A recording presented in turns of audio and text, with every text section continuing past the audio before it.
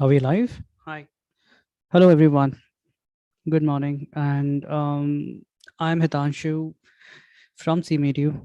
And we are here today for sound designing, one of the workshop which we been receiving for.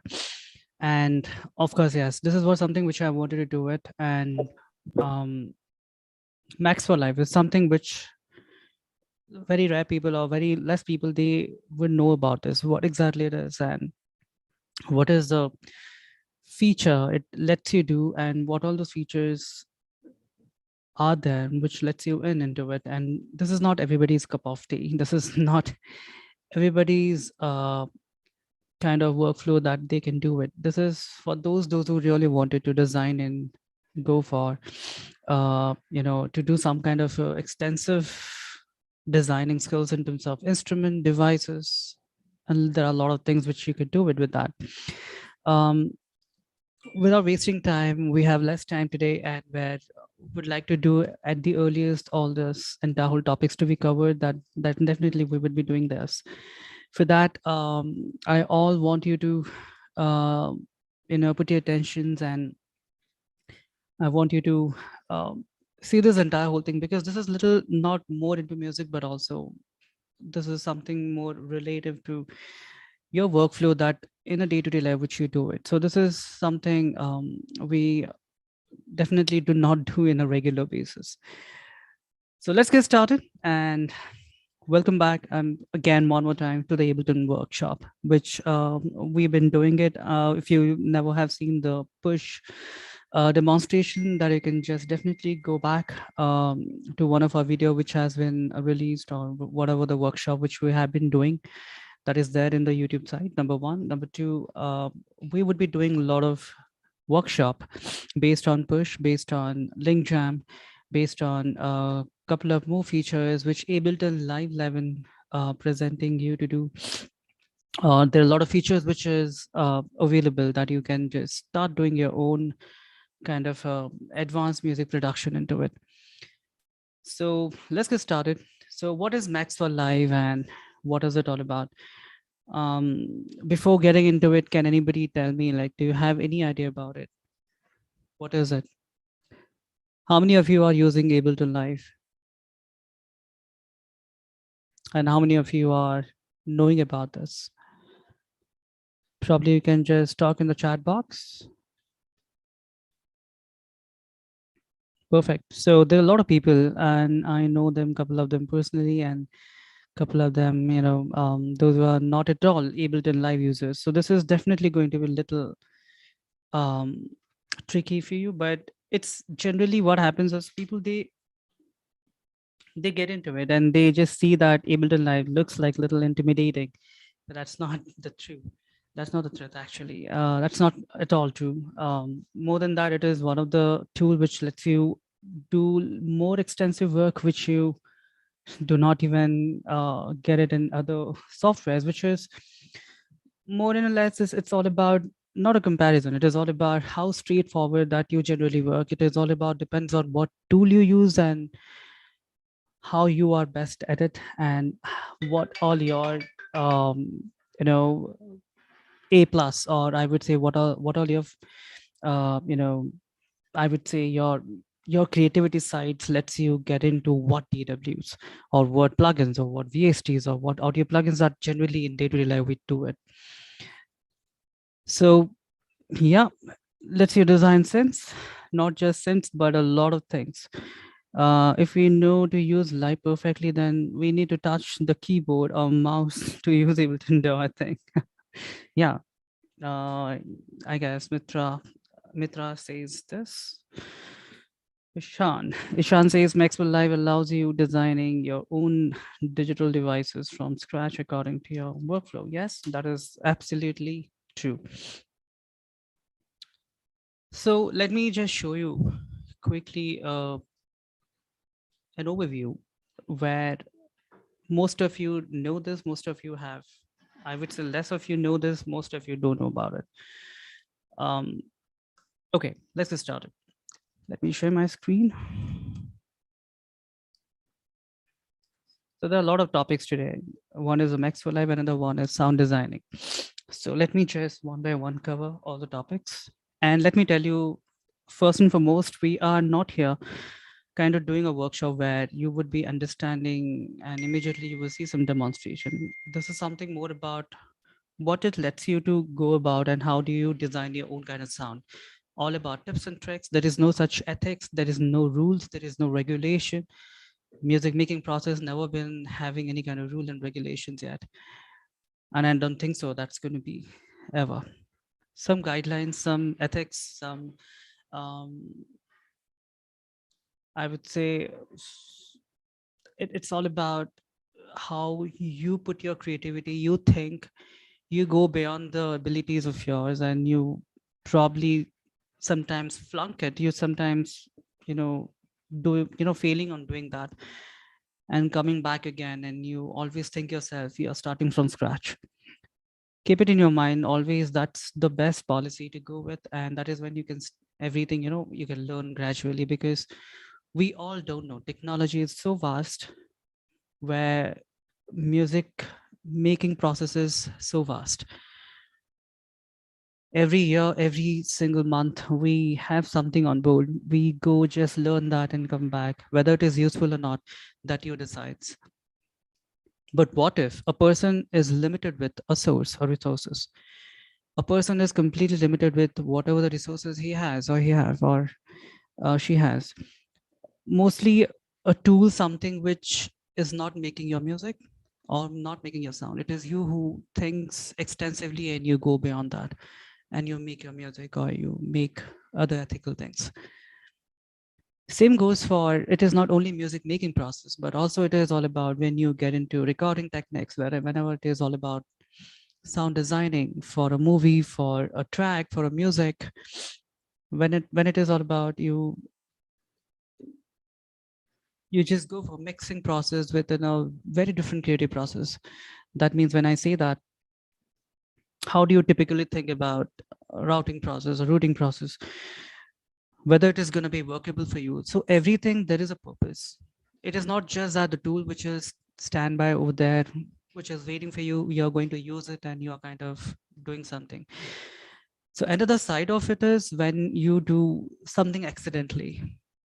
So accidentally, when you do it, what do you mean by that? It is, you never might have thought of to go for that kind of a musicality or the melody. So melody generally happens accidentally. Hope you agree with me or not. Whenever you compose something, you sometimes either think or you've been given a project to do that, or sometimes you just literally think that what kind of music I should go with, what you understand better. And if you say so, then you cannot be a person making every kind of genre. You are a person who makes one or two kind of three kind of genre. So it is another thing that we love music. We listen music. We listen all kind of. Some people they listen to just one kind. Um, Based on that, sound designing, it's one of those sector where you get into it.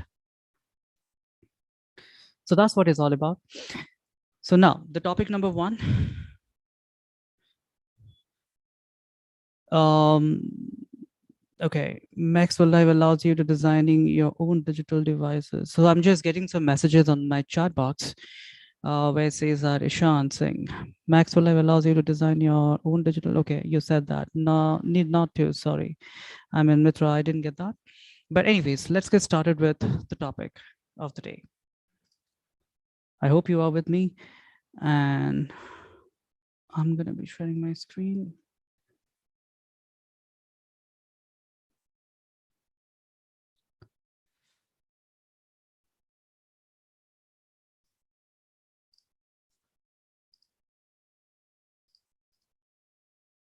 So how many of you might have gone through or have been tried to do something in Max, or probably might have used in your Max for Live racks that you might have used it? Any of you?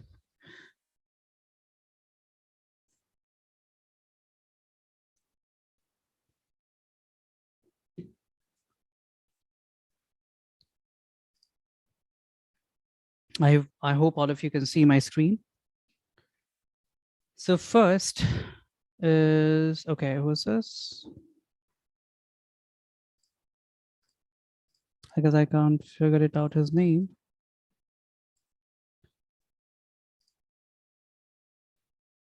I do have a couple of third-party devices for life.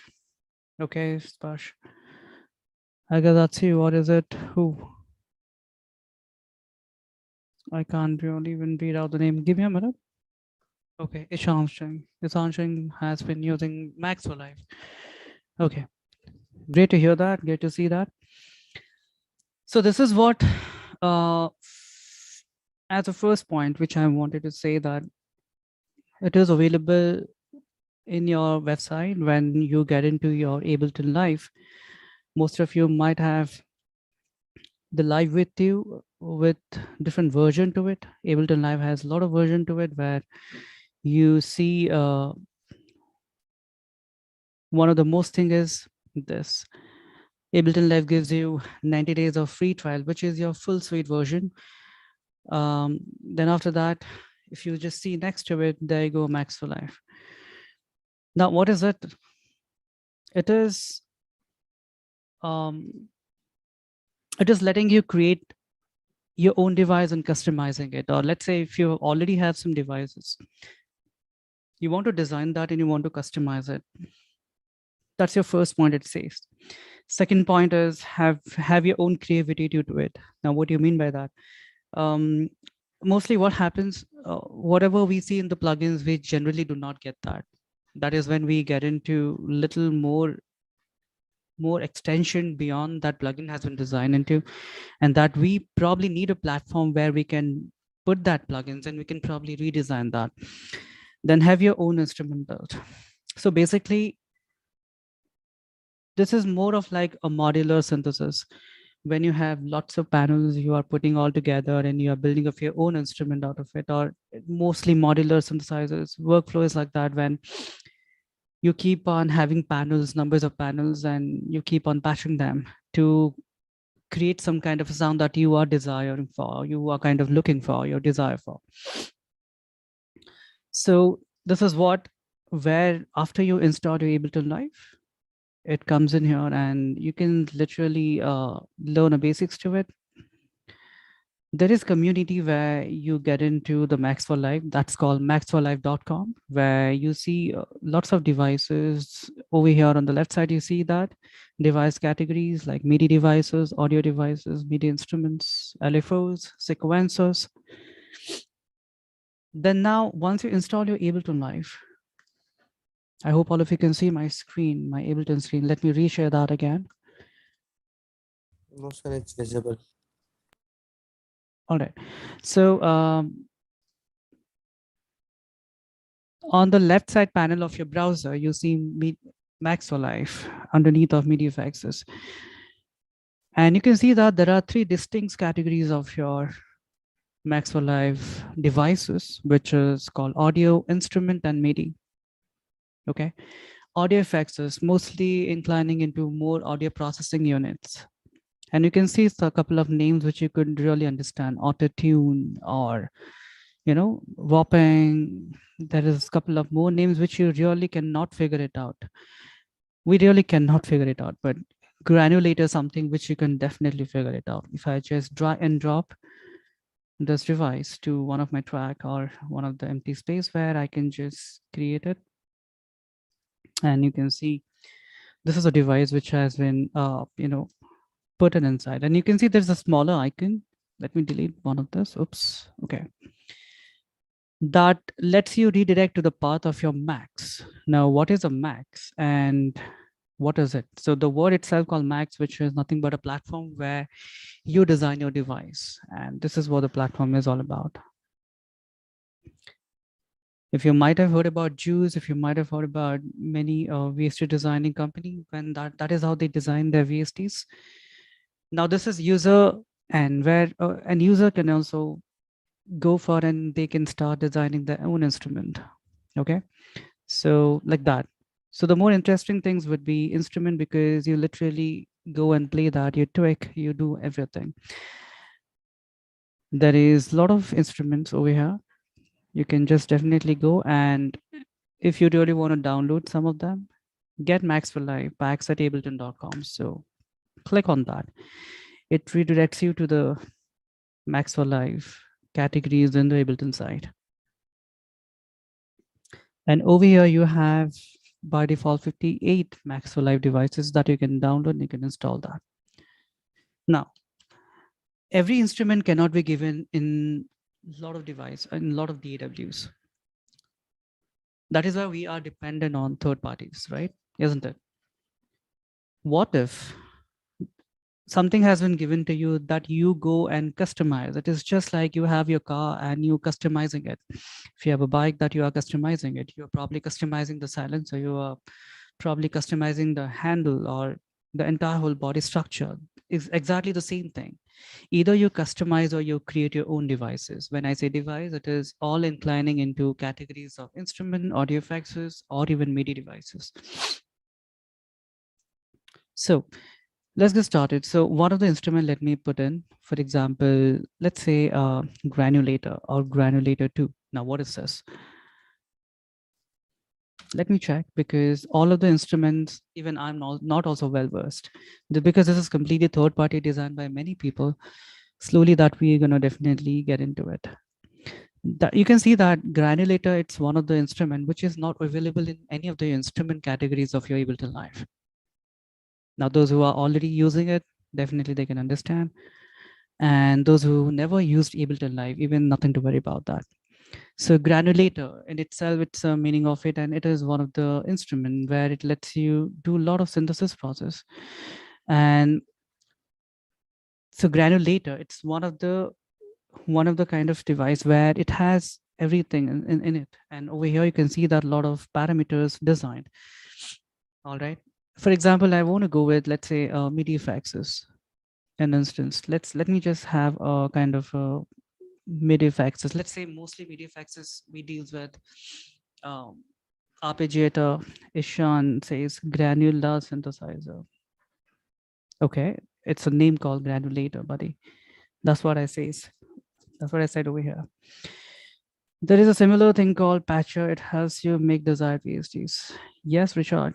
You have a lot of options in different DWs. That way you have even the Juice software where you create your own devices. All right. Now, what it lets you do, you can just definitely get into it, and let's explore what is it.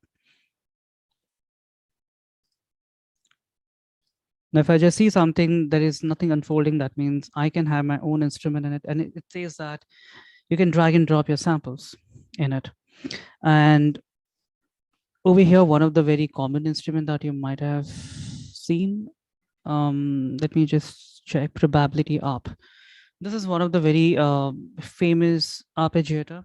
Mostly, it gives you more of different randomization, accidental arpeggiators, creations that you can create it.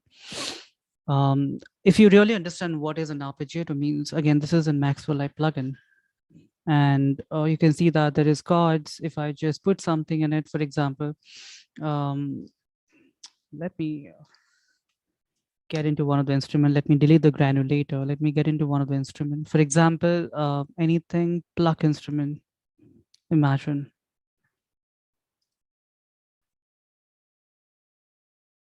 Let's say anything, EP even, for example. I hope all of you can hear the audio. So just for that instance, let me recheck my IO. It's okay, fine. It is all set.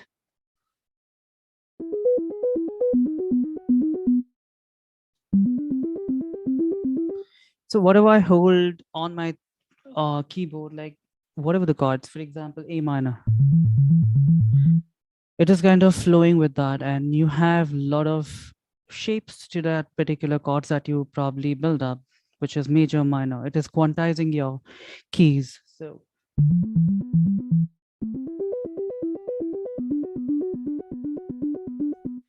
So what is happening over here, if I really want to understand? And over here, there is 3 sections, chord and ARP and probability. Generally, MIDI effects have a lot of features in it. I mean, you can't really say that that feature should be there, but one thing is in common that you deals with, called the rate and the speed and the octave that you deals with. And over here, you see a lot of things and a different name to it. So nothing to freak out. So if I just open over here, there is a small icon which you see. If I click on that, what you see is immediately it redirects to the Max plugin. Now, what is a Max plugin lets you do? This is one of the platform I could say where it lets you design a couple of things which you want to do. And if you really want to see how the device has been built up, this is how you can just click on. And over here, there's a small icon called patching mode. And you literally see that what this device has been built up of with lots of beeps and lots of skins, lots of modulars within it. And those small modular could be also called devices where you can see the skins and you can see the wires, you can see a lot of input and output connections into it that you and me sitting here cannot really understand, that you really need to figure it out by getting into it. Now, if you really want to have your own instrument built up by yourself, so probably you want to create your own instrument. Let me close this and let me go to Max. So for that to do, I already have installed my Max, which is a platform where I'm going to go and generally design my plugin, my kind of plugin that I'm trying to go for.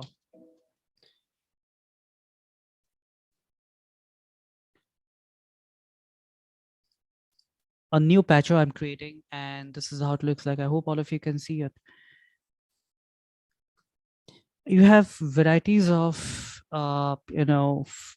categories of files, audio, video, because this is a platform where you literally can think yourself that you are having modules in it. What all the modules are? Generally, if you really want to understand or probably want to build up straightforwardly one instrument by yourself, you can either go to one of the category called Visi and Beep. Beep is mostly audio categories where you see literally everything, whatever the part of the audios that it categorized. So basically what you see is effects, is envelope, filters, inputs, LFO. These are all modules are already been created, programmed and created with the skins. And what do you mean by skin is all about the knobs, the background, and it's something like you literally can see as a device, a virtual device for that.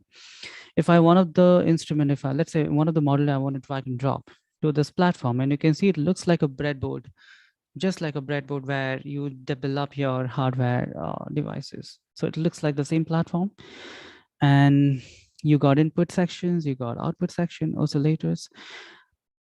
There is filters, as I told you, output sections, mostly you see mono output, then there is also stereo output. So how does this look like? Let me just drag and drop. So what you see, this is a output section and you see the entire whole skin. And back to it, you see a stereo output modes. Generally, what exactly a stereo output mode is.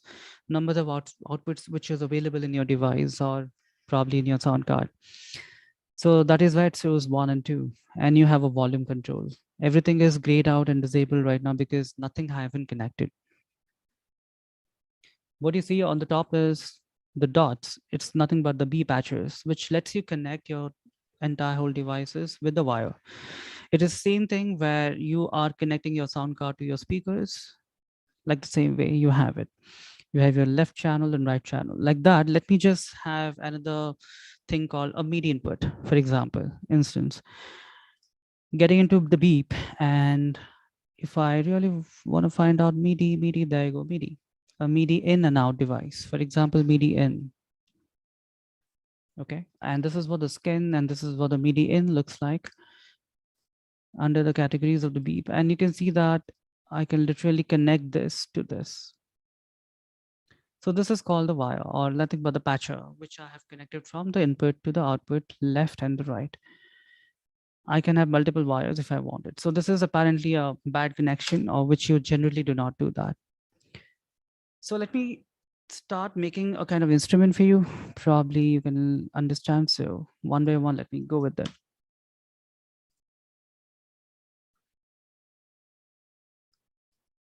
An instance of making a synthesizer. Let's go for that. What I need the components for a synthesizer. Can anybody tell me?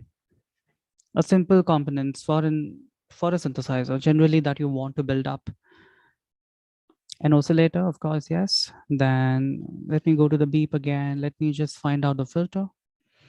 And I have lots of filters categories over here. Probably, let's say LPF, or let's say even I can go for something else if I wanted to go, then I can have it. And high pass filter as well if I wanted. So probably I can keep it here and let me just use this.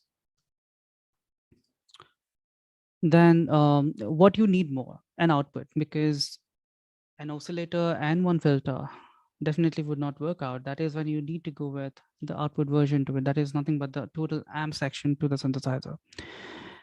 So what I would do is I'll just go to the output section or amp section over here, because still it is based on the electric circuit. So that means definitely I need to check where is my amp. Do I have an amp here? Do I have it? Do I have it? Okay, let me just check on levels. Level is something where you generally understand as volume. So over here you see the VCA, you have pan. There is a lot of other names also which you might not have any idea about it, and this is something where you are completely starting from the beginning. So an attenuator mostly more about Ishan, it's more about something you attenuate. Could be part of the filter section in the amp, so can't really say. But for this, I can just get in a VCA, which is your amp, voltage control amplifier. I'm gonna set it up in a sequential manner: the oscillator, the filter, and an amp. What you see here, there are a lot of panels over here, which is called signal, CV1, CV2, CV3, linear, PWM, which you really do not understand. But what you see here is a synthesizer is more about um, voltage, based on voltage.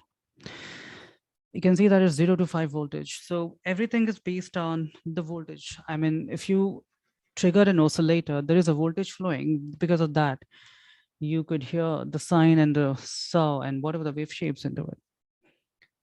To let it happen, to recognize to what are the output, definitely I need an output circuit, which is called the amp, where you literally control a lot of other things in the amp sections, where volume inclusive of that, panorama or pan, or you literally do something more in terms of amp, which is not even here over here in this particular section. But what I can just go to the beep and I can go to the level. I can probably select for an instance, let's say a constant.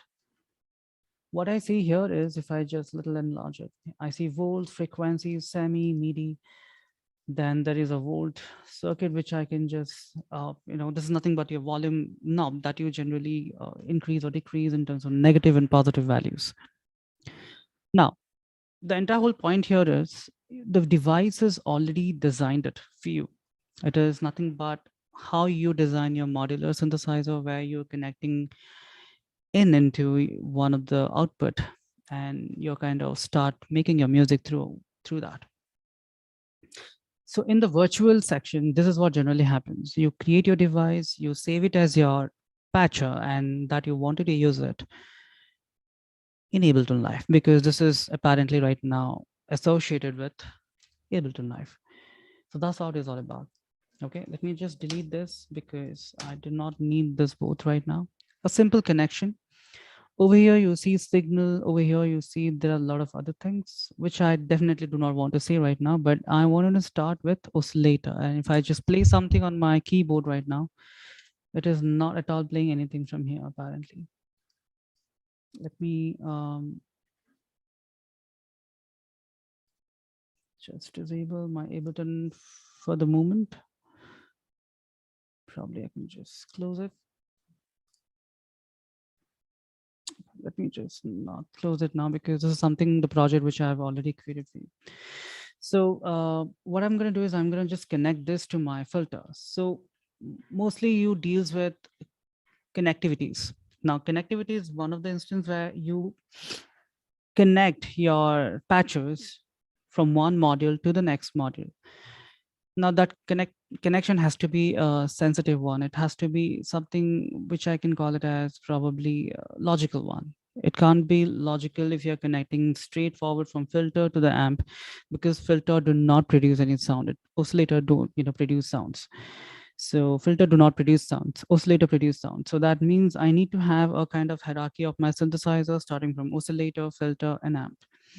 All I'm going to do is, it's very simple. I'm going to connect this to the signal over here, which is flowing from oscillator to the filter. Then output of the filter getting in to the amp. This is your first connection that you want to build up. Now, this has to be get triggered by any of the MIDI input, and apparently in front of me right now, my keyboard or my push over here, that I wanted to make it assigned to it. For that to do, what I can do is I can just go to the beep.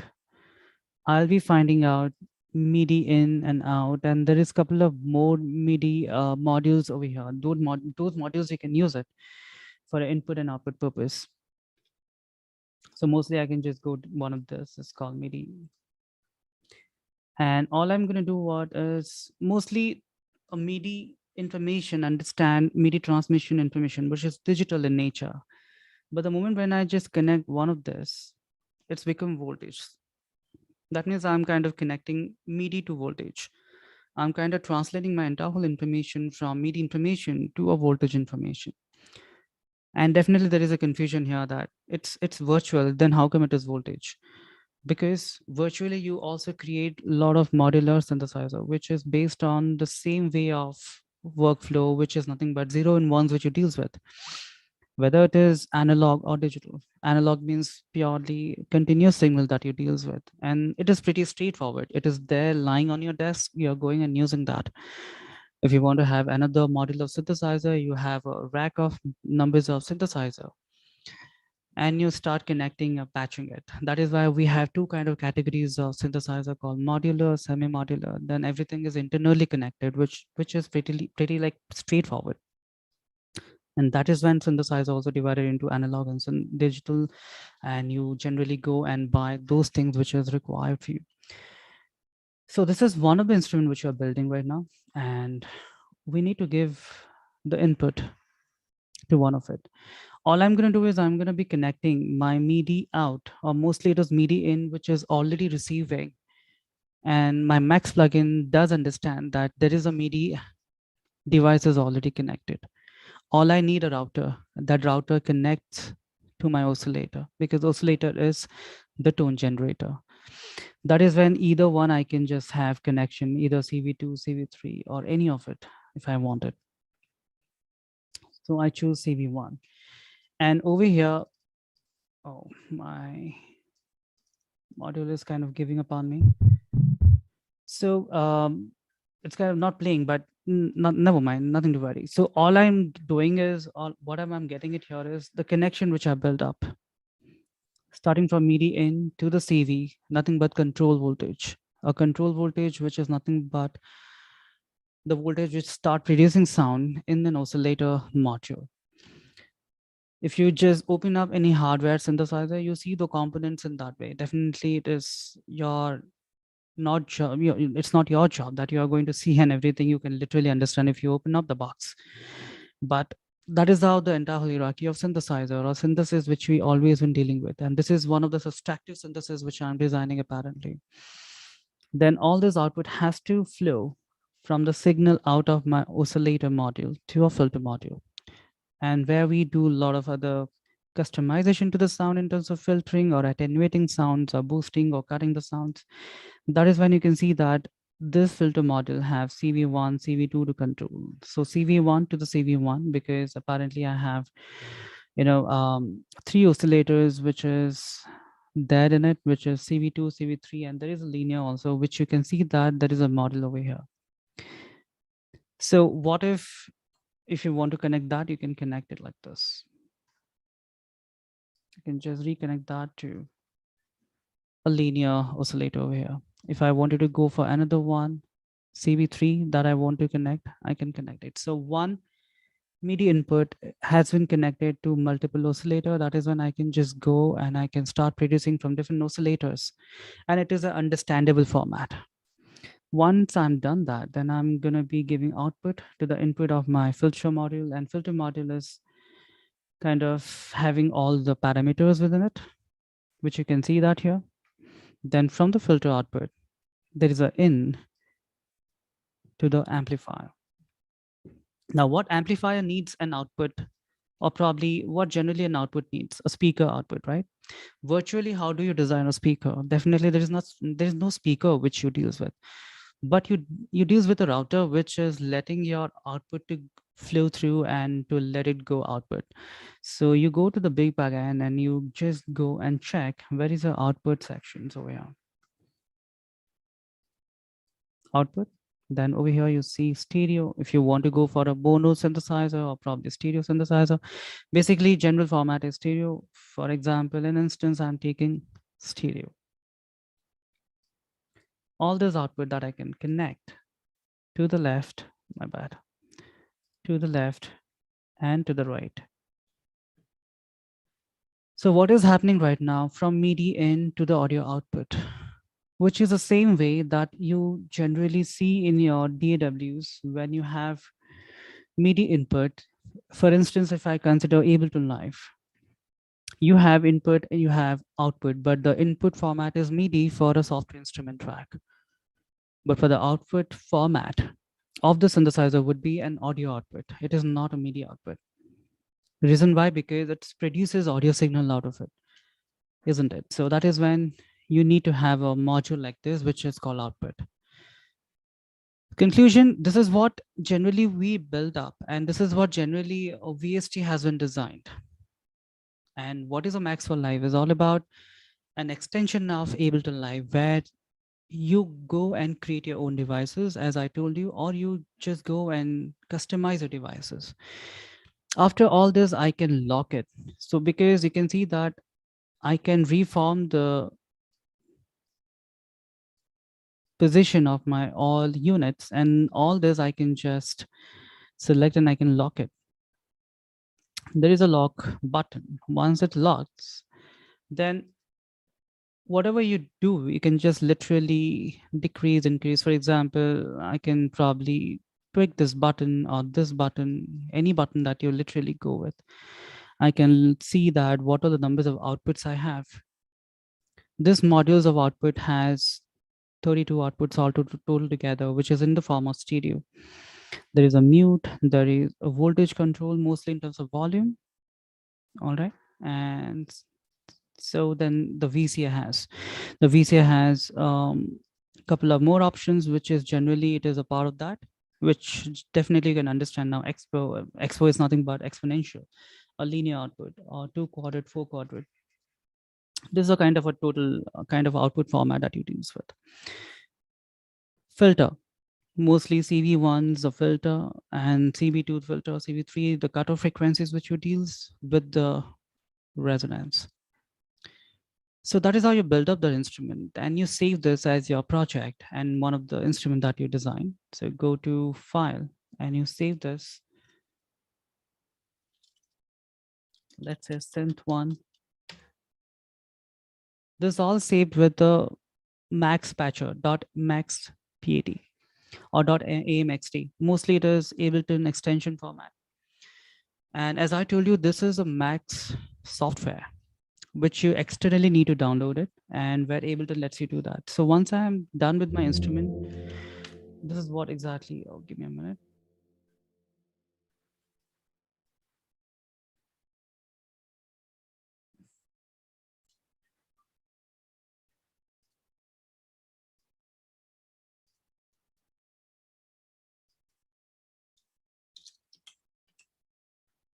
Let me close, for instance, my Ableton Live. So let me check what has been gone wrong, because I'm kind of refreshing, it is not coming through. So technically it should play or should understand, but however, it is not understanding because still I have a free version. But this is how you build up your instrument, and you save this as your .amxt project, and everything once it is getting saved, you kind of render the instrument.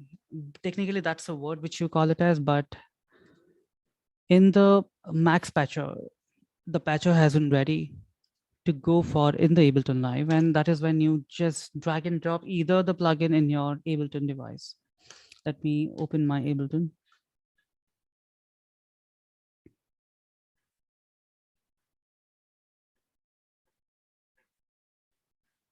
And over here, you see Max for Live instruments over here, and there is a user library over here as well. So any of it which you save, there is a Distings folder has been created. There is a belonging to it. So then for the Max for Live, anything that you go and save, either you can drag and drop. So this is a Max single entity plugins which I've installed it. I need to make it compatible with the Max for Live for Ableton, which is the entire whole name of the meaning, which it says that Max for Live. So that is when you can see that all these other instruments has been created. For instance, if I go to, let's say, one of the Reverb, which is, let's say, now what if like I want to customize something? That's one of the case where, let's say auto-tune. Okay, and auto-tune is a software where we understand auto-tune has lots of components inclusive of scale quantization, and it has all the 12 notes inclusive of the scale that you decide to go with. So you can see there are patterns, there are a couple of knobs, the amount of the automation that you select, and the quality of the automation which you select. If I really want to see how the things has been built up, click on that. This is right now freezed. You can see that there is a freeze option.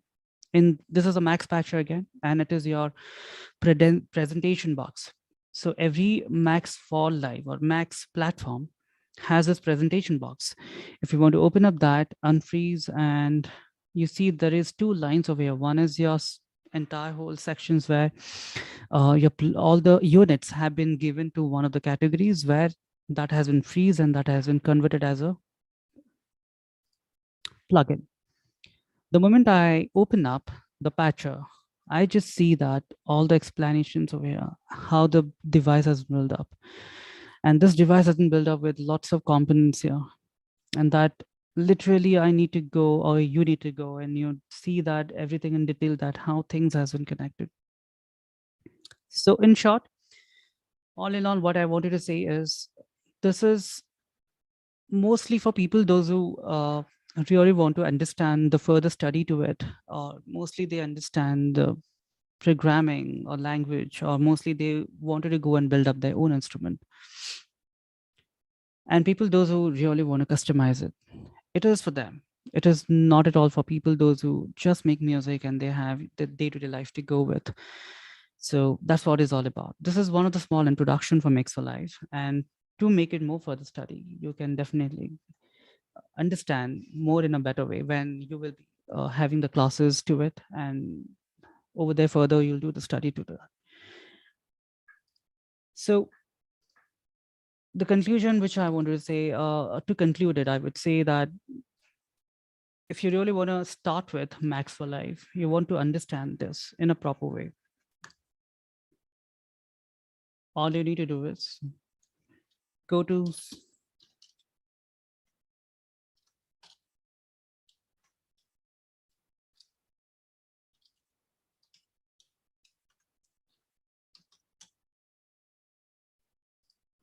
Cycling 74, which is the partner for Ableton Live, and Cycling 74 has this Max platform.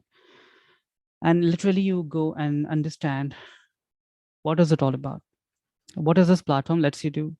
It is not only audio devices that you build up, but also visual devices. And over here, you can just see that there are some tutorials where you can go and learn it.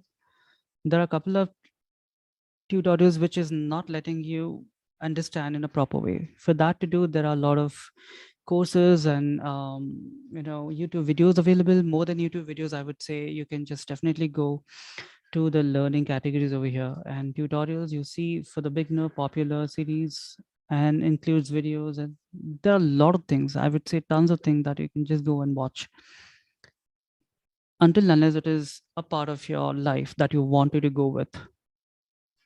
All right, so that's a small introduction. I just wanted to give it to you guys. Okay, so that's what something which I'm coming up. Percussions or anything that you want to design, sound designing, and what do you literally call as sound designing mean, and what does advanced sound designing mean? I mean, do we really make a big difference to it? There is little big difference. That is what we call advanced. Now, what do you mean by that? What I'm going to be doing here is very simple one. I wouldn't be telling you that okay, it's something advanced way, because it is all about your ideas that you are bringing up. It is all about what you are thinking for your music. That's definitely going to be working. For that to do, I have one Ableton session ready. So give me a moment.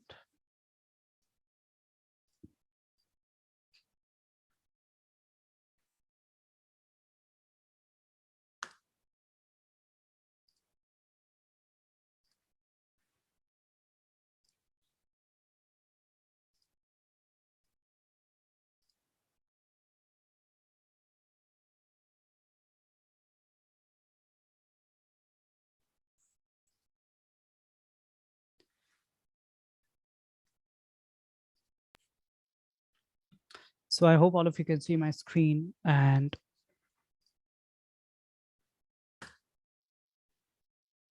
what you see here is a prepared session before you guys coming into it, and a general track that I have created. It's very basic groove that I've created, but it's all the sound designing that I've designed to it in terms of layering numbers of instruments. Now, the first thing which I would definitely say is for the sound designing, what you need to look at first.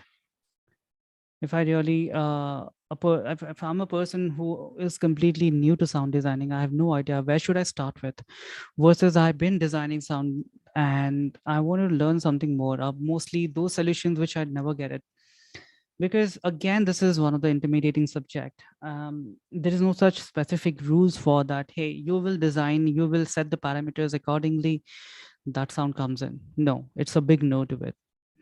Until unless you understand what is synthesis, what is sampling, what is sequencing, and what is scales and what is chord progressions, generally it is all about that.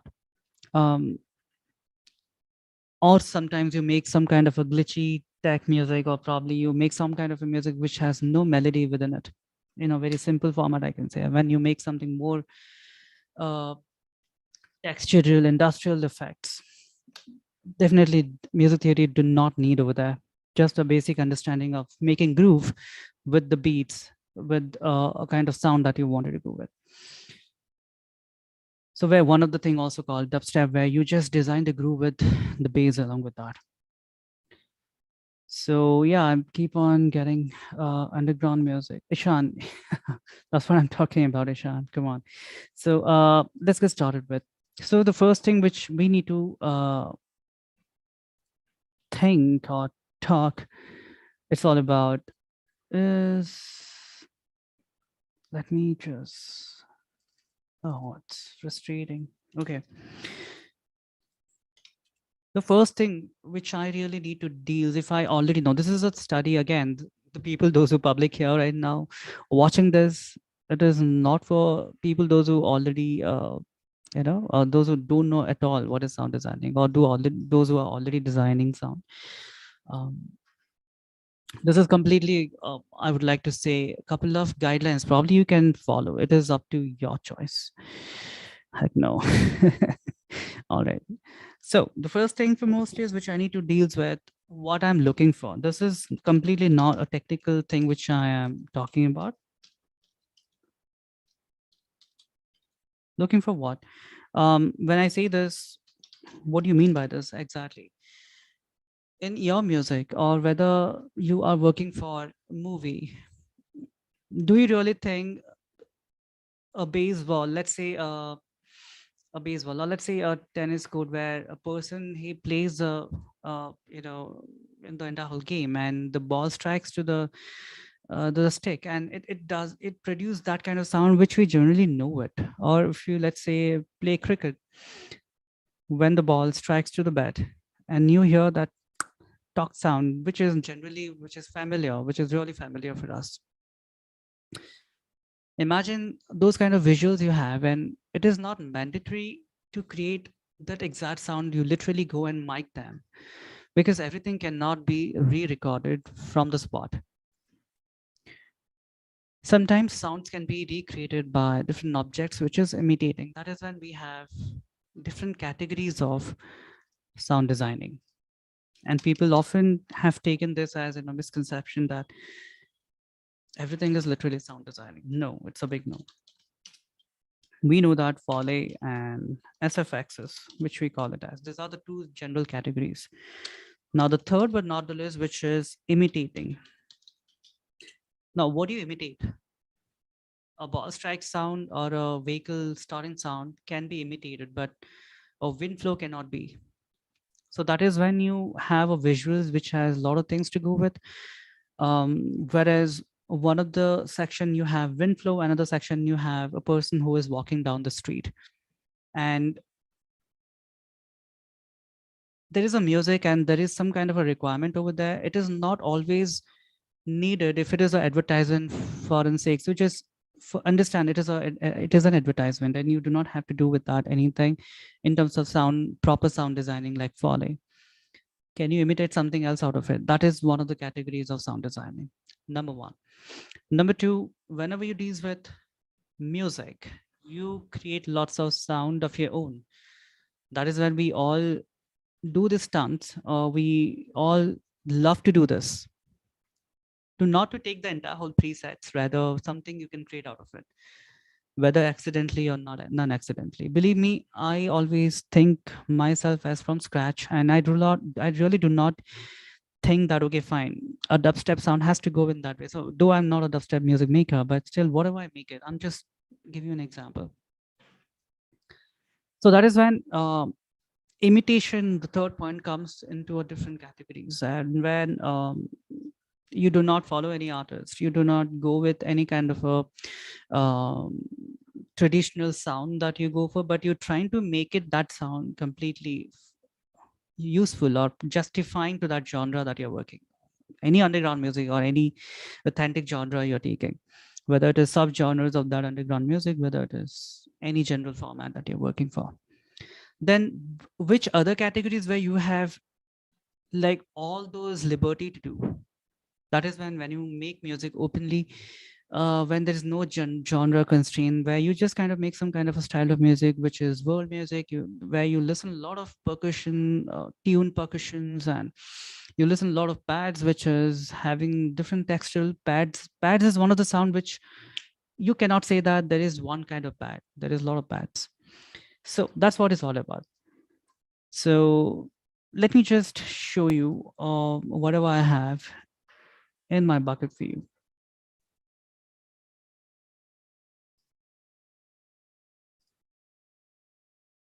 Let me reshare my screen. All right. Now, over here, you see, let me just make you hear this music. So let me know if you can hear it.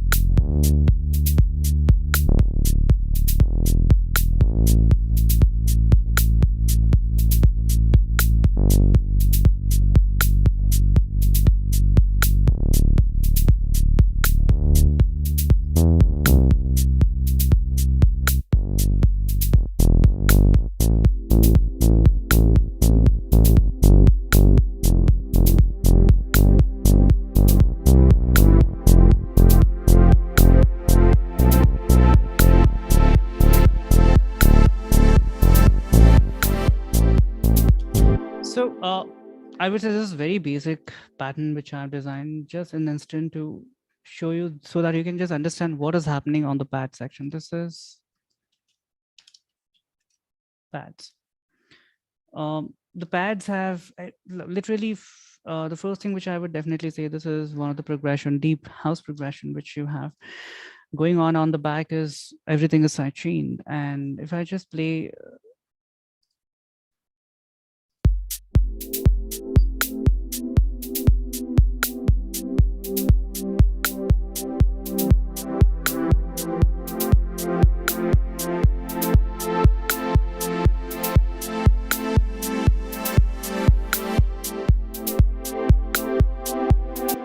so whatever you see here is a part of sound designing. And what is it? It is an automation. Do you really think that one kind of sound has one kind of automation to go? Sometimes we do it by our hand. Sometimes we let the DW do that. So today, nowadays, you do not. It is not like you go and you start designing the sound from the scratch. Then you start making the bill. Probably then you start making music. Then after that, you start going with a lot of other processes, which in a general way we do it. We just go and choose any presets that is suiting to our music, and we start making the music out of it. That's in a simple instance which we go with. So over here there is a pads, and you can see that there is two devices which are apparently layered. What is exactly the entire whole ethics which it tells you that one instrument is not enough, or multiple devices also not enough. It is only lets you do a kind of a sensible sound until unless it is sounding good. For that to do, you do everything. People, they just build up like tons of instruments, completely built up in one rack.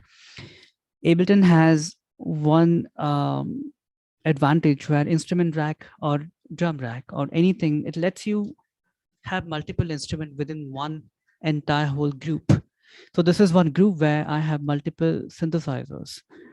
One of the synthesizer, if I just click on that, and if I just go and check what I have, the devices, and I can just literally see this is a wavetable. Then if I just see the second one, okay, the first one. So there are two wavetables only with different tonalities, with lots of wavetables, as in you can just see that over here there is a lot of complex harmonicals waveforms, which waveforms are available right now in each of the categories of the wavetable that I have. And to that, a lot of things going on in terms of modulation automatically. So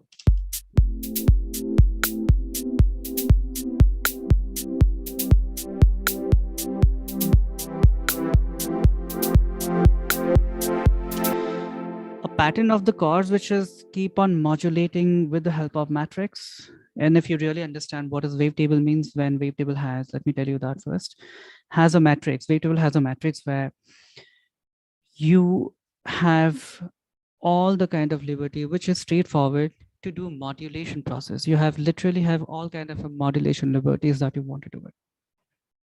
And over here you see that matrix from the left to the right. I mean, this is like a pattern of X and Y, where you see the target and the source. Target is this, the sources are on the horizontal direction. So all the targets over here, which is nothing but, I'm just seeing that oscillators, filters are the targets. What I wanted to modulate it versus what I wanted to modulate through. That is when you see the sources. And the sources are nothing but the modulation sources having amps, envelopes, and LFOs, like that. So this general modules, you see it in whether synthesizer, whether sampler, whether SNS, which is nothing but sampler cum synthesizer. But now, what do you mean by advanced sound designing, which is something really intimidating, as I told you, right? So that's what it's all about. So it's all about your requirement, what you're looking for. Sometimes the requirement immediately gets fulfilled by just searching the sound, but sometimes you keep on building. For example, instance, I want to make it more rigid waveform, more rigid sound out of it. What I need to do is I immediately get into a kind of synthesizer which have wavetables, which has numbers of harmonical designing liberty that I can go for, that I can add on. So then wavetable has it. Now, let's say I want to add on something more to it. So what I can do is I can go to instrument, And let me just keep on my pads going on. Let it play.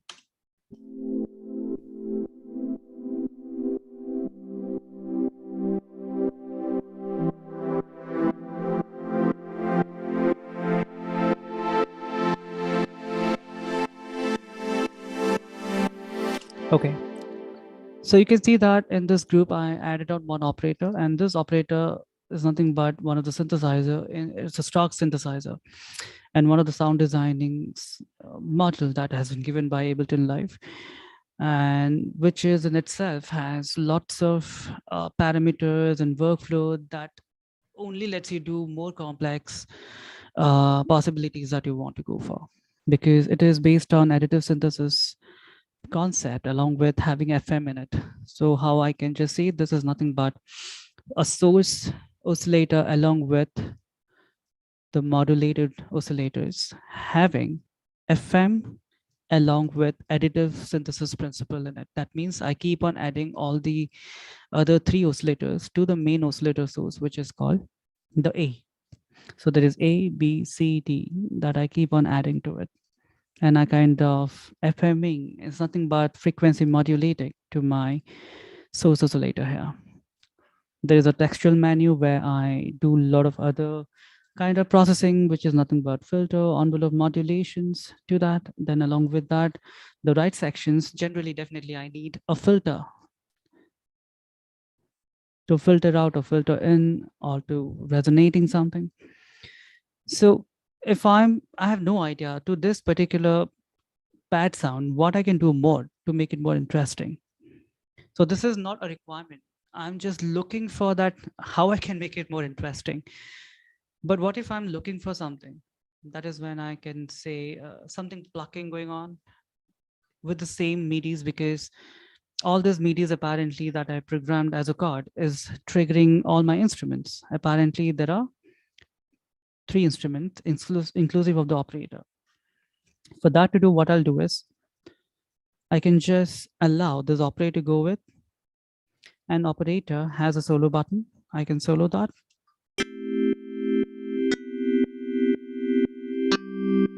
That sounds weird. Let me take off all.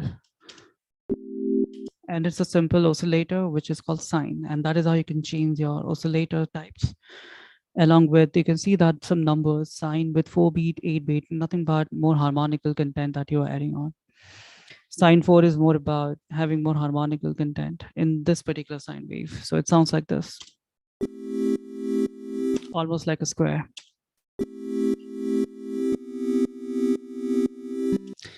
I can presume that what I can design with this.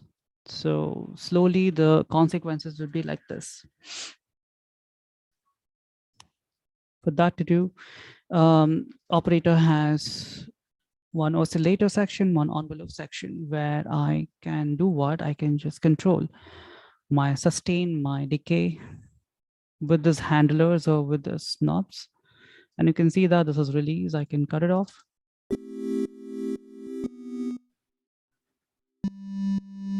And as I told you, I need a pluck sound.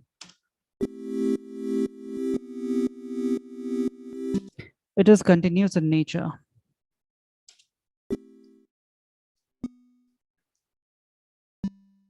Okay, that's how it is exactly apparently now sounding. Now, I'm kind of not I'm kind of not there what I'm looking for. So all I need to do is I'm gonna add another source oscillator, which is nothing but the modulator oscillator. Remember in operator, if you do not turn on the A, which is nothing but the A oscillator categories, nothing would be sounding. Why? Because these are all my modulators and my source oscillator is this. So this is also a source oscillator, but it does not produce any sound. It modulates the sound. Like that and so on, C and D, they all modulate to the A oscillators. That is why operator is one of them. One of it itself, it's a kind of a sound designing synthesizer given to you, which is really easy. I mean, literally, I can say this word called a sound designing based synthesizer, which has given to you. So you can name it anything, but operator is mostly having its own way to go. I mean, you can design a simple pad sound until a complicated or very complex um, pad sound out of it or industrial grungy sound out of it. So you can do just think and you can do it. So that's what my add-on course. Now course is nothing but it's the harmonical content of that oscillator at minus 4 at minus 5 dB, like which is nothing but my total volume that I'm adding up right now. I don't know how it's going to be sounding. And immediately what I'll do is I'll come to the filter. I want to make it more sound, to make it sound like more, you know, little plucking with a little bit smoother, not too much of harshness to add on. Adding on the C source and just getting to double the frequency. It is the integral multiple which I'm going right now. And if you really understand what I'm talking about, integral multiple is all about harmonical content I'm keep on adding with a desirable oscillator. Let me just change the oscillator C with something else. And believe me, I do not have anything in my mind apparently. I'm just trying to make it a smooth, plucky pad sound out of it.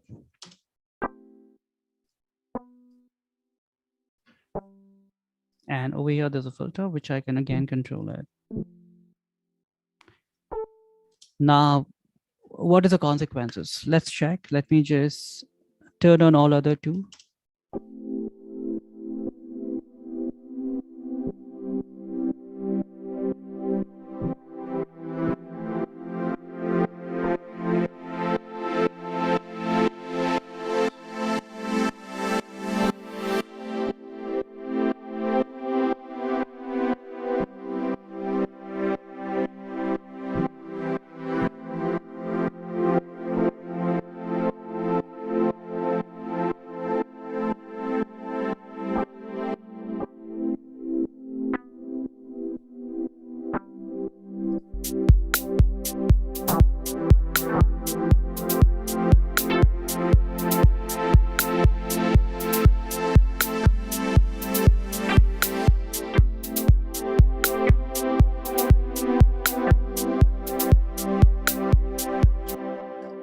Up till now, I'm not yet satisfied. So what I can do more to make it more sounding interesting. Now that is when I can say, okay, fine, the plug sound is there, but still it is not that justifying. And so what I can do more. Now this is when the stage we are reaching.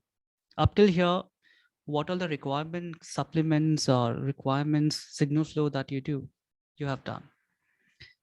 Now, another point where I am coming right now, this is another point where you can say another checkpoint while designing your sound, and you have no idea that why it is not sounding that interesting.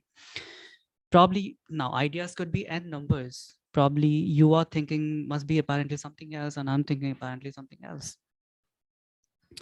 So if it is you, then you could definitely go about it. But what if I wanted to go with, for example, so let me just do something else to it. Rather understanding all individual parameters and its workflow, I can just go in a simple way, adding on EQs, compressors, modulators. In every DW, there are all these components or all those plugins are available. So then Ableton, and when you go to audio effects, you see drive colors, delays, and I would say reverb does a lot of things. We're Ableton 11 introduced to the new kind of reverb called hybrid reverb. Can I do something with this? Let's check it out. So you can see that to this entire whole instrument, I can add on this hybrid reverb. So all I need to do is I'll be just doing drag and drop to it. The moment I drag and drop to it, the hybrid reverb has been added after the instrument track.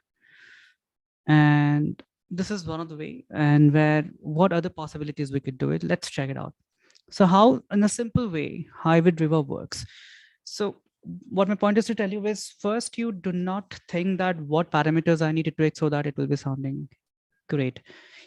You need to just put it and check. Or probably you can have a kind of a QC check that probably it is happening or not. So I just put it randomly a hybrid reverb without any kind of a presets, even though I got presets like tons of presets over here: hall, room, space.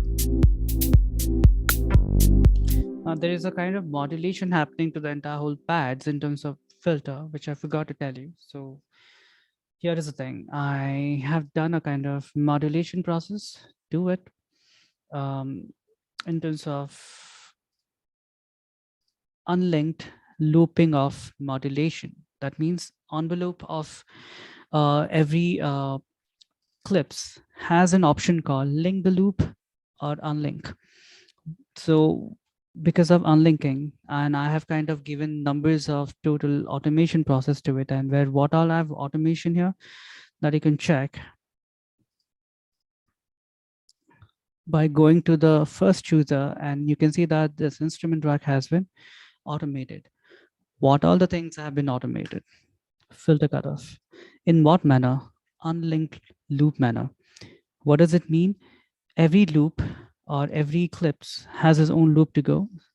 So let me just get in. This is one of the loop. But the automation I have given, irrespective of that entire whole duration of the loop, rather the automation has this different way of looping going on. That means you can see that from the first bar, it reaches somewhere over the 16 bar. So how many times this clip is going to be repeating is equal to whatever the automations which I have given, which is not even identical in nature, means it is not even correlated to each other.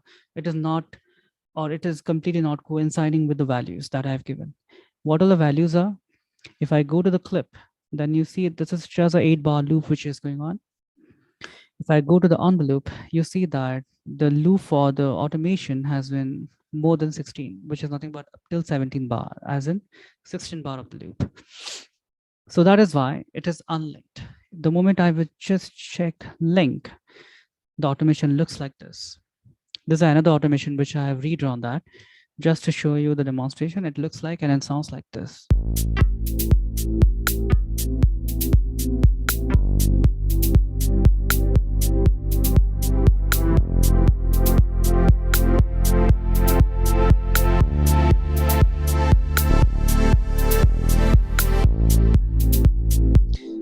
So if you see this, it's every time kind of the same automation looping. That means the same filter cutoff from the lower value to the higher value, repeating. Now coming to the sound designing part of it, where a couple of more requests also have come, that is percussion designing. I'll try to do that for sure because time is a limit here. So what more I can do? Probably to the operator, I'll just check. For that to do, I need to just solo it. I need to just redesign my envelope for each of my oscillator.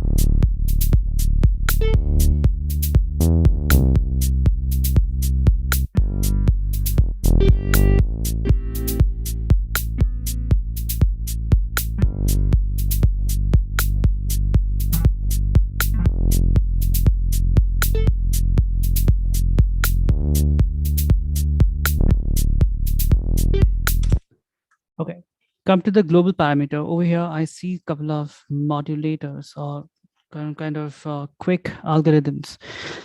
This quick algorithms lets you design the flow, and you can see that this is something one of the very advanced and one of the very straightforward features given by Ableton. Then it says that orange to the orange color, blue to the blue, navy blue, purple, yellow. What does it mean?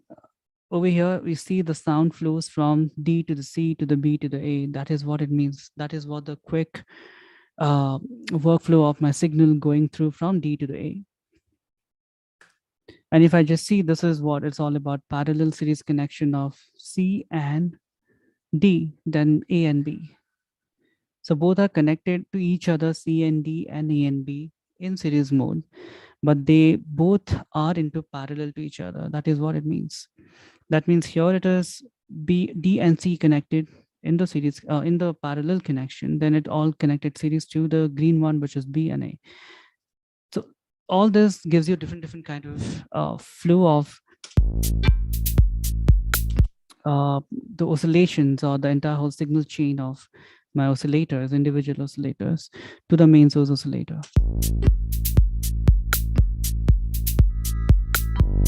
This sounds like this.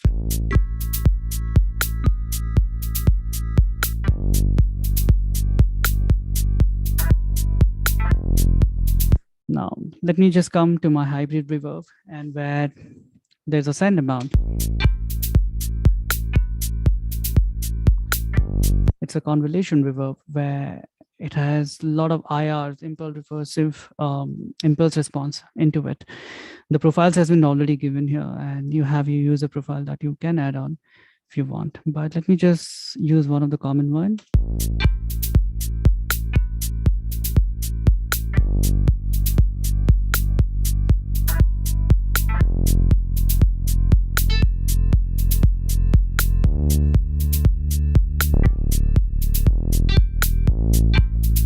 I need to cut off the attack point of my operator, where I'll just go here and I'll just try to smooth it out.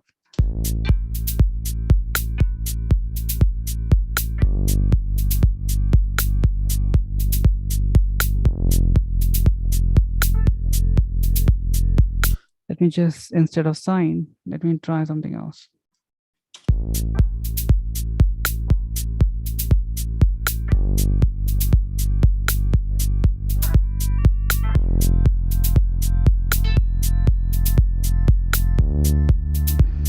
All total together.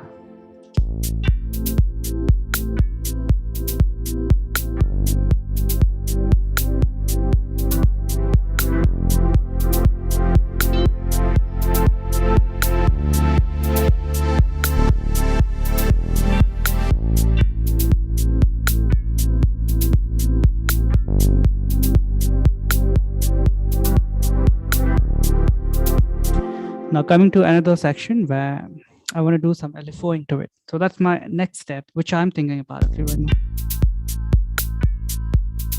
Just to make it sound like more boldish, more old school, which is having more of LFOing happening over here right now.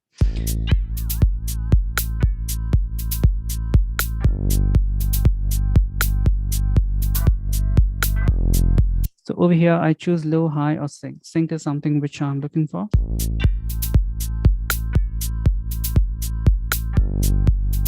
And I can choose a type of wave shapes that I want to go with.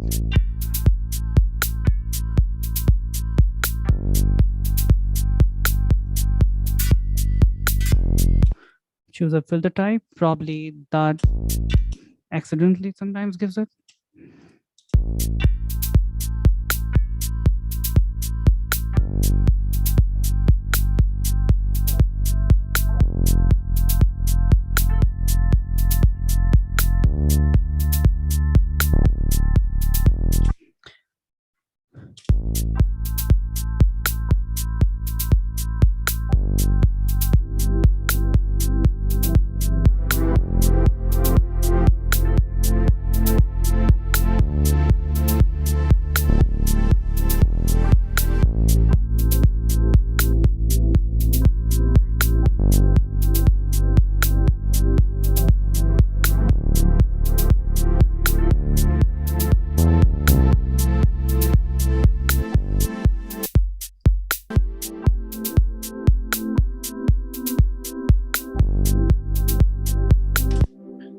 Now, um, putting a hybrid reverb doesn't work here. Let me just try it another way.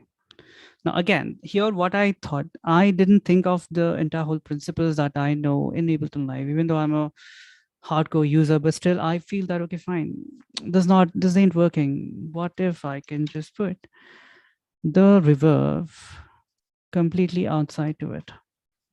Let's check right now what's magic it's happening.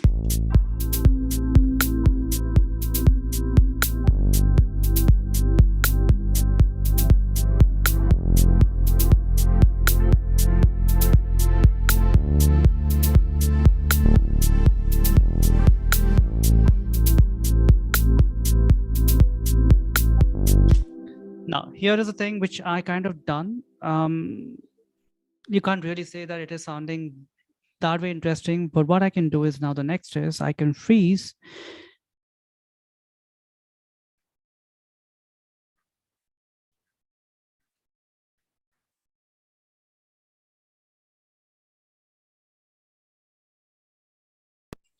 and flatten it. What I did is I converted this entire whole instrument sound to an audio track, and now I can do more magic where Ableton gives you, or any other DAWs gives you, their kind of softwares inbuilt, or sometimes you go for some third parties, where I'll be introducing quickly with some third parties as well. The inbuilt Ableton thing that is called the WAP, and this WAP has always been most of the intimidating again concept. So this is unlike any walking warping features for audio. Rather, it is, you can consider either you can make it as on the time everything which you are kind of correcting, or you are kind of creating an effects out of it. That is why you have lots of modes over here: complex flow, complex repitch, texture. Just to make it a little more interesting, I'll choose beats. And what if I wanted to make it as a stutter effect? For example, 1/16, I'm choosing my preserve mode. Now, preserve mode is nothing but individual audio segments. I'm kind of cutting down by controlling my decay parameter. This is a decay parameter. If I just make it 0, I hope you kind of hearing it. And I'm kind of giving my by default reverb given in my session, where I can just give very lush amount of reverb, increasing the scale, stereo, and the decay time specifically. Or you can just make it a little more louder by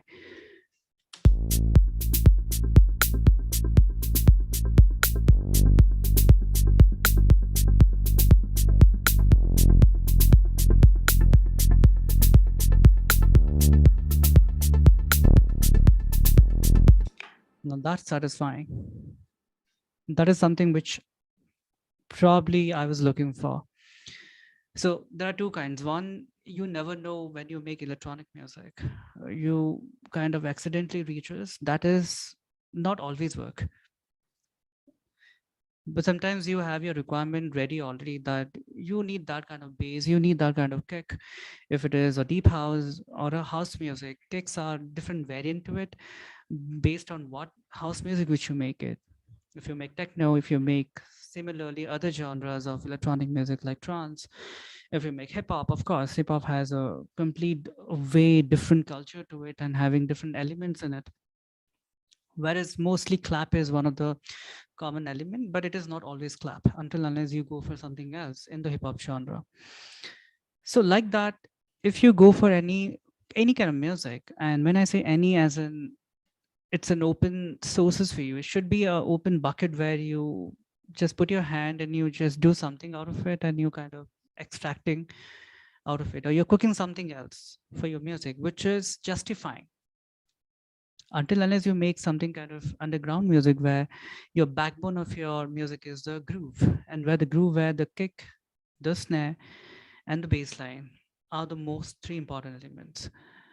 And here I'm kind of making a house music which I cannot call it as right now apparently deep house or even any kind of house that I'm looking for. I can probably call it as a progressive house apparently in this stage, in this mode. Then there is a lot of other structure to make it for the song. till I make it. I have a lot of rise, I have a lot of drops, I have a lot of other way. What if I change my mind to just go in little more speed up to 127 then? And this sounds like this.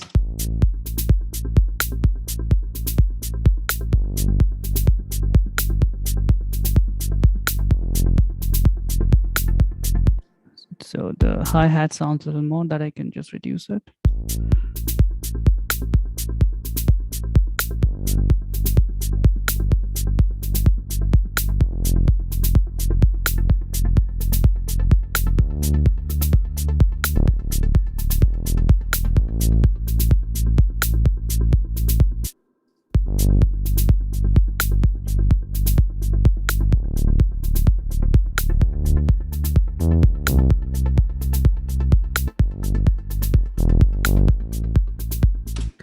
Now, what if I want to make it something else to it immediately? Let's say I want to go with one with four, and with there are three modes: loop forward, loop back, forth, back and forth.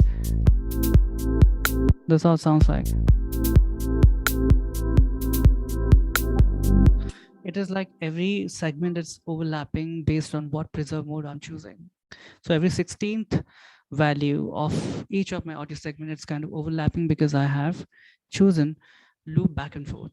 So every time internal engine, it is happening back and forth, back and forth, back and forth. So each of the segments kind of getting overlapping. This is a simple mode of looping. Let's add on something else to it. Let me just go with something else. Let's say modulator. In my audio effects, I have, let me just first make a little more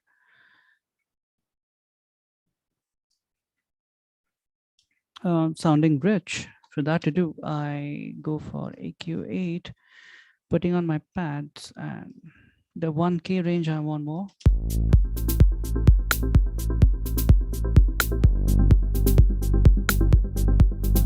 So the pluck sound, it's there. And I needed that.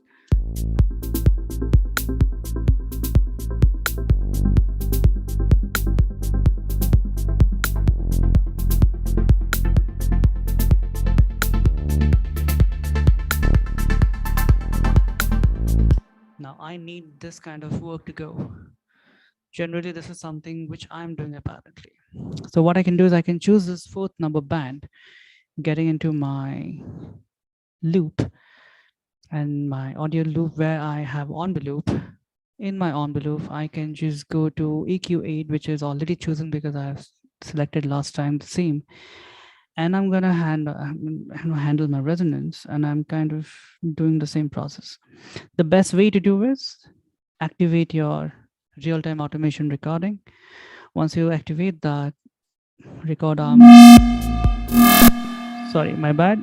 I'm so sorry because of this generally happens. I'm so sorry for that. So what I'm going to do is I'm going to start arming up because it's a Zoom feedback happening. I'm so sorry for that. I can't help it.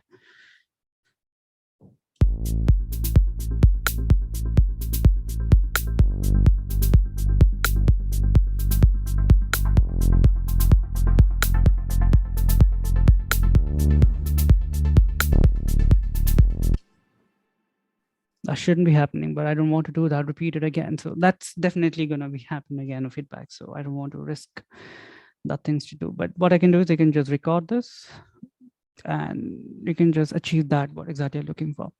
This is one way of what exactly you called as advanced sound designing, because this is this kind of sound you might have heard many times, but I achieved it by having my ideas built up within my mind. And here, no technicality is reached to my mind where I already pre-thought that, okay, fine, this is what I need, this is what I need, this is what the parameters I need to go with. I need to click on that. No, it never happens like that. You have to be blank mind. It is music is something, or sound designing is something, has to be blank mind. You can't really go and do whatever has been pre-done by many, biggies or many people. They've been doing it. and you can call yourself that you are an independent artist having your own sound design into your music. That's probably the entire whole thought process should be there in your mind. Last but not the least, before I end up, I wanted to have um, to go some kind of other kind of sound designing style by having collision. Now, it is mostly Ableton centric, which I'm doing today's entire whole workshop. But I have something for you, which is definitely, I hope so, would be working to you. Oh, definitely would be working for you. Let me have my Logic session opened.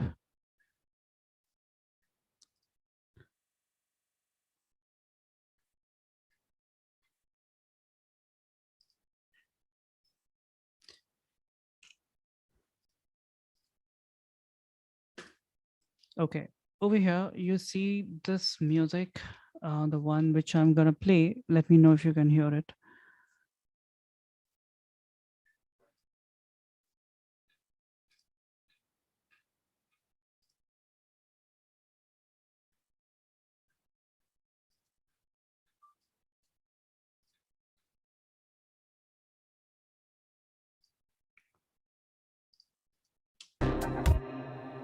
Okay, this is one of the track. Now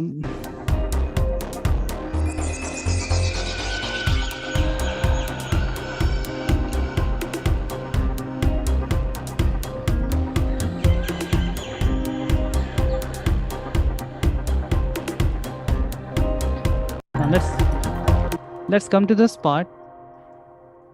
Whether you do synthesized sound designing, whether you do sample based sound designing, no, you do not have any kind of synthesizer where you record your voice or any kind of sound, and you kind of designing that by having modulators, effects, having reverbs and delays and so and so. So over here you see, let me just make it here some.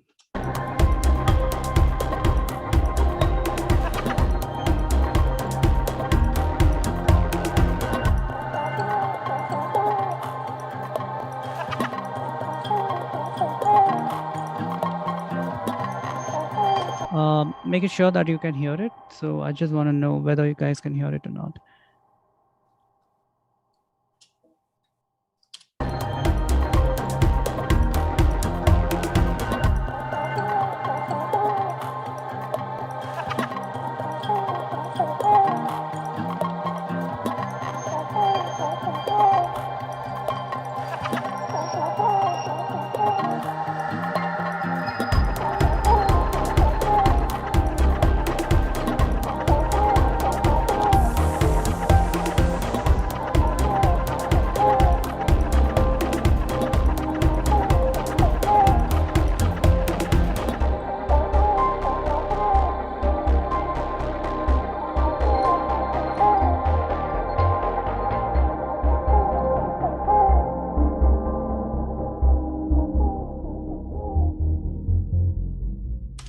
Okay, so this is one of my voice only with just recorded with the mobile phone. But that I dumped it to the Logic, and this is what my chain rack for the vocals, which you just heard that. Okay. The Vox Synth, which you hear it. And this is what my chain rack, which you see from the top till the end. What is it? Let me solo it. And how it is sounding actually after. Then I'll make you hear before how shitty or how frustrating it is sounding like.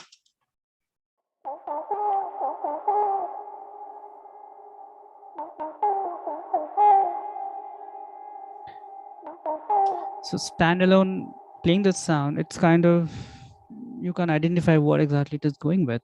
So the moment when I'm just going to be adding on some chords. Oh, my bad, not this. Oops. Okay. Anything. Let's say this one. It's justifying, and it is one of the sequences given. And this is one of the example I generally show because it is sort of F series where the things are going on apparently, and there is a person who is walking down on the jungle, and he's driving. It's a very uh, it's one of the dark series of web series which is having the intro like this. So a lot of diminish you are hearing, but take off all my effects with reverb. It sounds this. Let me take off even other elements.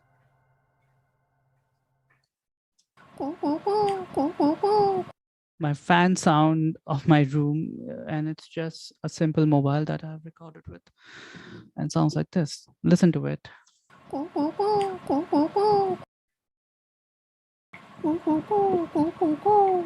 It's like coo coo coo. I try to modulate my voice, and it sounds like so frustrating.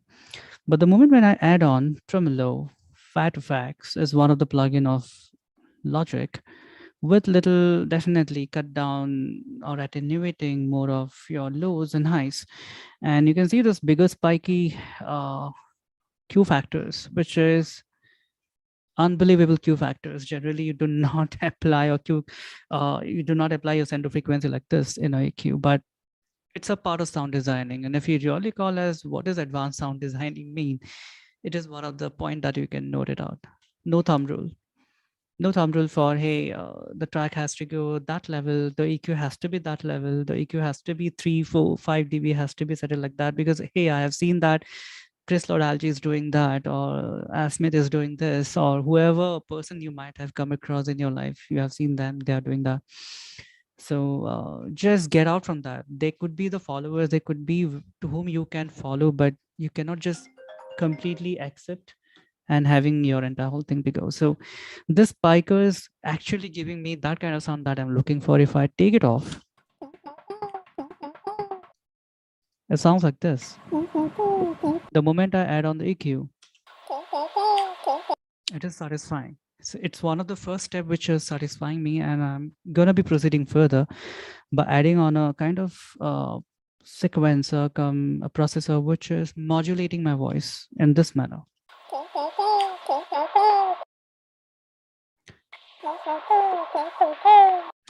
And the moment to make it little tuned, I have added on the wave tunes, which is it's a C minor music. The key is in the C, and I completely made it hard auto tuning, and it sounds like this.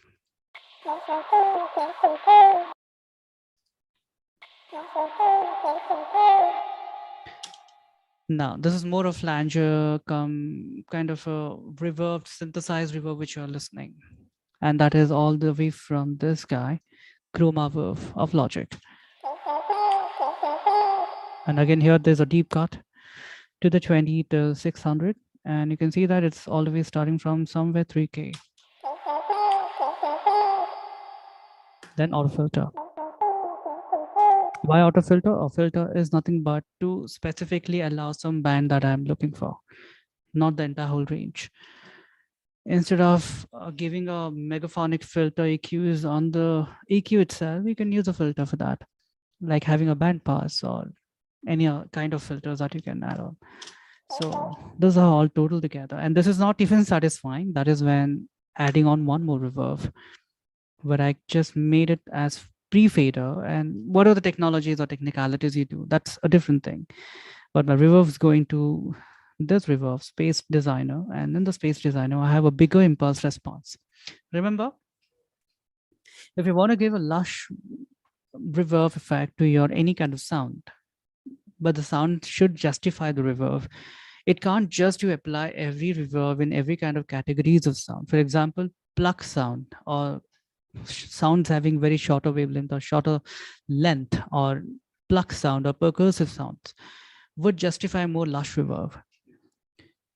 Voice also works. Why? Because voice has a lot of transients. That is why you can also add on. But what if you apply the entire lush reverb to an orchestration? It works, but not every time. So it is more musical. What I mean to say here is, so now all together and adding on a little compression, because compression does what here I've done.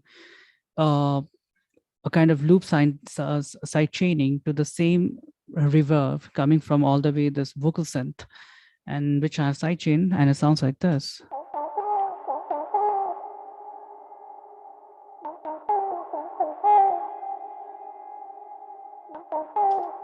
This is never I thought of to do. It's just that the movie hasn't given to me. The director needed that, and I never got any kind of sequences or reels. Or sometimes people, they give it to you, or director or the production company, they give it to you, the whole video. Hey, that's your reel. You start working on that. But what if the director, sometimes, you do a pre-designed music which is required without even shooting. That is when you need to think a lot of things. It is all whole total together. It's imaginary world. You need to think, you need to imagine, you need to think in a other way around, that which meets to the requirement of the director that he is looking for. So that is how the entire whole process goes generally. It is not just that you open up your DW, you start working. You need to do a brainstorm within yourself with people for whom you work, or if it is your music, then you have to brainstorm with yourself. You literally have to talk with yourself. You need to be shameless no matter wherever you are. You need to list it down, everything, what I need, what exactly I'm targeting, am I going on the right path. These three facts are really important. So then this is how all total together it sounds like.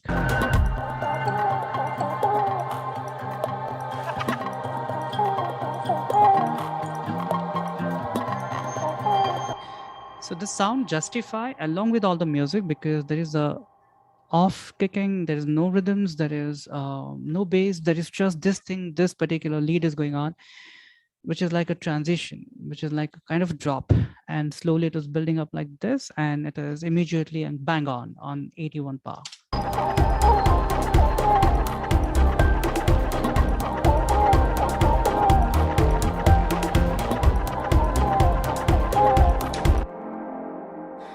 That's what it's all about. And yeah,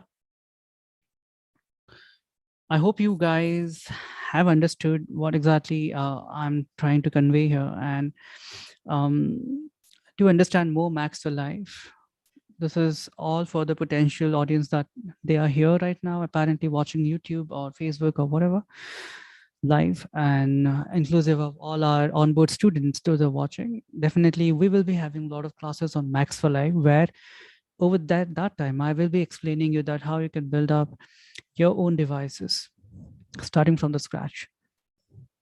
I hope it is a good workshop for you. I hope you guys understood, and we will do more like kind of workshops like this in terms of sound designing, because sound designing is something a very vast topic. So the next time, what kind of workshop which I would be doing is all about how to design the sounds for the music, for even movie, both the categories, which I will be showing you that. Till then, anything that you want to know, guys, or any questions that you have, you can ask.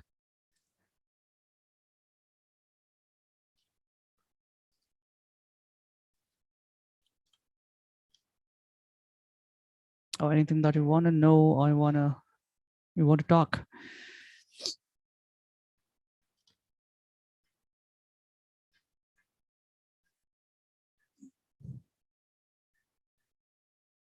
All right, then. It was great to have you guys. Thank you so much for being here. Thank you, Atar. Thank you to all my team, and thank you everyone. Thank you, Mohit Manuja, who has actually conducted this workshop and invited me to do this. I'll see you again on the next workshop, which I'll be conducting very soon. Till then, stay tuned and stay safe. Bye-bye.